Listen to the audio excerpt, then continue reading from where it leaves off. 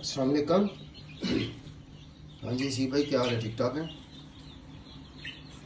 अच्छा, ये ब्रूडर्स जो हैं ये मैंने हसीब भाई से लिए थे। और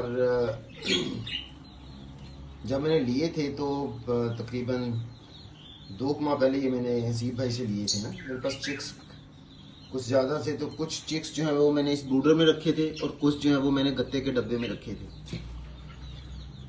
लेकिन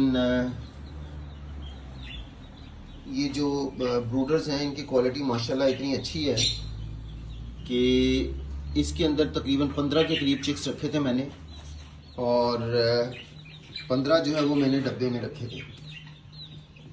जो डब्बे वाले हैं वो तो ऑलमोस्ट तकरीबन सभी मर गए थे, और इस ब्रूडर के अंदर जो मैंने रखे हैं वो अल्लाह का शुक्र है कि बिल्कुल महफूज रहे हैं और बिल्कुल एक्टिव हैं। इसकी क्वालिटी माशाल्लाह बहुत अच्छी है।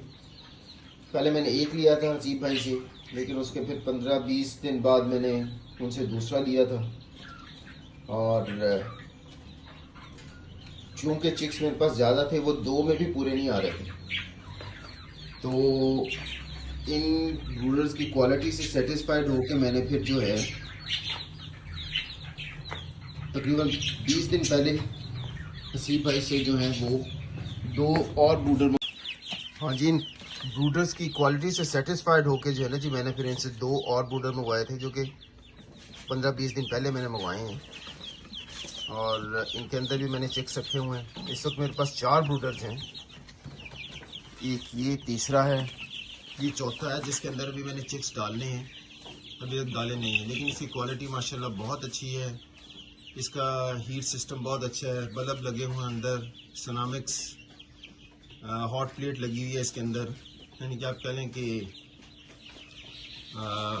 वेंटिलेशन सिस्टम इसका बहुत अच्छा है। तो मतलब मेरा जो एक्सपीरियंस है वो तो बहुत ही अच्छा रहा है इनके साथ में। I am fully satisfied with these brothers. तो इस वक्त 4 हैं मेरे पास, और माशाल्लाह चारों जो हैं वो बहुत अच्छा रिजल्ट दे रहे हैं मुझे। हो सकता है 1-2 मैं और मंगवाऊँ ना हसीब भाई से कुछ दिनों तक।